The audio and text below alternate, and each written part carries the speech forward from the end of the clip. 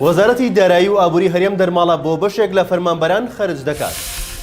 نزیکی 2 مانگ بەسەر کوژرانی نەقیم محەممەددا تێپەڕیوە بەڵام تا ئێستا بکوژەکان دەستگیر نەکراون. ئەندامێکی مەکتەبی سیاسی یەکێتی ڕێکەوتنەکەی پارتی بە شەرمەزاری سیاسی ناو دەبات و دەڵێت پارتی هاوپەیمانەکانی ماندوو دەکات. سڵاوتان نەبێت لە شارپرێسەوە هەواڵی ڕۆژتان پێشکەشەکەم. وەزارەتی دارایی و ئابووری هەرێم دەرماڵە بۆ بەشێک لەو فەرمانبەرانی خەرج دەکات کە خاوەن پێداویستی تایبەت و دەرماڵەکە ناوی دەرماڵە لابری کەم ئەندامیە. وەزارەتی دارایی و ئابووری حکوومەتی هەرێم ڕێنماییکی بڵاو کردەوە کە بە پێی ناوەڕۆکەکەی دەرماڵەی لابری کەم ئەندامی بە ڕێژەی لە 150 لە موچەی بنەڕەتی دەدرێتە ئەو فەرمانبەرانەی کەم ئەندامن بە مەرجێک دەرماڵەکە لە 100,000 تێپەڕ نەکات.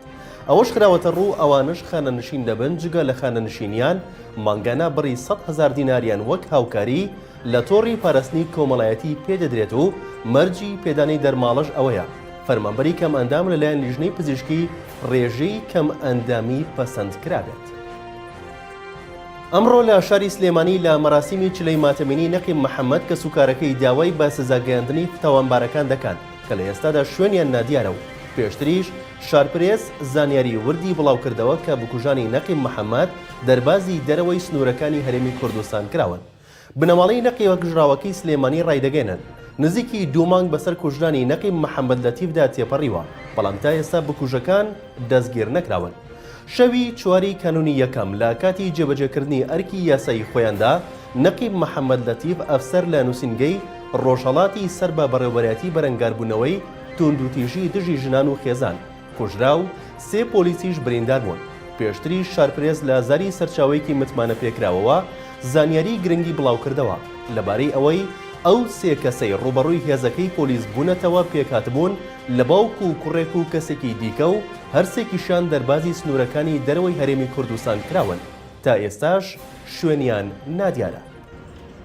دووە خەبرەی مام جەلالی تێچووە، دووە خەبرەی مەلا مستەفای تێچووە، حەقمان ئاشکرا بکەن و بەدەنگمانەوە بێن بۆ خاتی ئەو قورئانێک کە ئێستا خوێنی یارمەتیمان دوێت ئێمە بێدەسەڵاتی.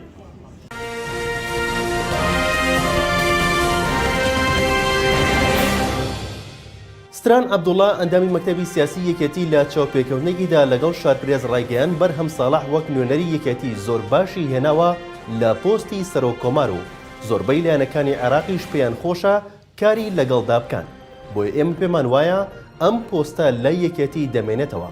ئەمەژەی بۆش کردووە پارتی چەندین پۆستی لابووە هیچ گۆڕانکاریەک ڕووی نەداوە نەبوو عێراق لەگەڵ وڵاتان و نەبوو هەرێمی کوردستان لەگەڵ عێراق. بۆیە ئەو پۆستانی پارتی ئەدای کردووە لە کوردستان و لە بەغدا تێیاندا مۆفق نەبوون. ئەندامەکەی مەکتەبی سیاسی یەکێتی باسی لەوە کردووە کە پارتی ئەو کاتە ڕیزەکانی گەلی کوردی دەوێت کە خۆی دەیەوێت و بەرژەوەندی خۆی دەخوازێت بەڵام پێویستە پارتی وا چاکە لەگەڵ لایەنەکانی هەرێم ڕێک بکەوێت کە هەرگیز ئەوە لای پارتی ڕووی نەداوە. ئەندامەکەی مەکتەبی سیاسی دەژڵێت لەگەڵ پارتی ڕێکەوتنمان هەبوو بەڵام ئەوە شەرمەزاری سیاسیە لەگەڵ ئێمە ڕێکەوتنی هەبوو لەژێرەوەش بەبێ ئاگاداری شاندی یەکێتی ڕێکەوتنێکی دیکەی ئەنجام داوە و وتیشی پارتی هەر ڕێکەوتنێکی هەبوو بێت هاوپەیمانەکانی ماندوو کردووە. هاوپەیمانی سیادی سونەکان کە بەشێکە لەو هاوپەیمانیەی لە نێوان عەزم تەقەدوم و پارتی و سەدر پێکێنراوە لەبارەی پۆستی سەرۆکۆمارەوە پەیامێکی بڵاو کردە و ڕایدەگەێنێت هیچ ڕێکەوتنێکمان نییە دەنگ بدەین بە پارتی لەسەر حسابی یەکێتی. محەممەد نووری عابد ئەندامی هاوپەیمانی سیادا کە سەر بە سونەکانە ڕایگەیاند هیچ بڕیارێکی کۆتاییمان نییە کە ئێمە و سەدریەکانیش دەنگ بە کاندیدی پارتی بدەین بەڵکو دەخوازین کورد یەکێتی و پارتی بە یەک کاندیدەوە بێنە پەرلەمان. دەژڵێت هێشتا کۆدەنگی سیاسی لە نێوان هاوپەیمانیەکەماندا نییە تەقەدوم عەزم سەدر کە پارتیش ئەندامە تێیدا کە لەسەر حسابی یەکێتی لە دۆسی هەڵبژاردننی سەرۆکۆماردا پشتگیری پارتی بکەین. لە کۆتاییشدا دەڵێت هاوپەیمانی سیادا چاوەڕێی ئەو دوو حیزبە کوردیەیە کە لەسەر یەک کاندید ڕێک بکەون و پێشم وایە لە کاتژمێرەکانی کۆتایی دانیشتنی دومی پەرلەماندا ڕێکەوتنێک لە نێوان ئەو دوو حیزبەدا ئەنجام دەدرێت. لەلایەکی دیکەشەوە ڕۆژنامەی عەرەبی لەندەنی راپۆرتێکی لەژێر ناونیشانی قەیرانی سەرۆکایەتی عێراق هەڕەشە لە هاوسەنگی فشەڵی هەرێمی کوردستان دەکات بڵاو کردوێتەوە و تێیدا باسی لەوە کردووە ئەو قەیرانەی لە نێوان یەکێتی و پارتی لەسەر پۆستی سەرۆکایەتی کۆمار دروست بووە گەیشتۆتە ڕێگایەکی داخراو. لە کۆتایی راپۆرتەکەی ڕۆژنامەی عەرەبی لەندەنیدا هاتووە ناوەندا عێراقیەکان ئاماژە بۆ دەکەن کە بارزانی پێی وایە ئێستا کاتی ئەوەی یەکێتی بە یەکجاری لە هاوکێشەکە بهێنێتە دەرەوە. هەر ئەمە ژوای کردووە ئەم قەیرانەی دوایی بقۆزێتەوە لە کاتێکدا سەرکردایەتی یەکێتی ئەوەی دەرخستووە کە پاروێکی ئاسان نییە بۆ پارتی. لە شارپرێسەوە هەواڵی ڕۆژتان پێشکەشکرا شاد و بەختەوەربن.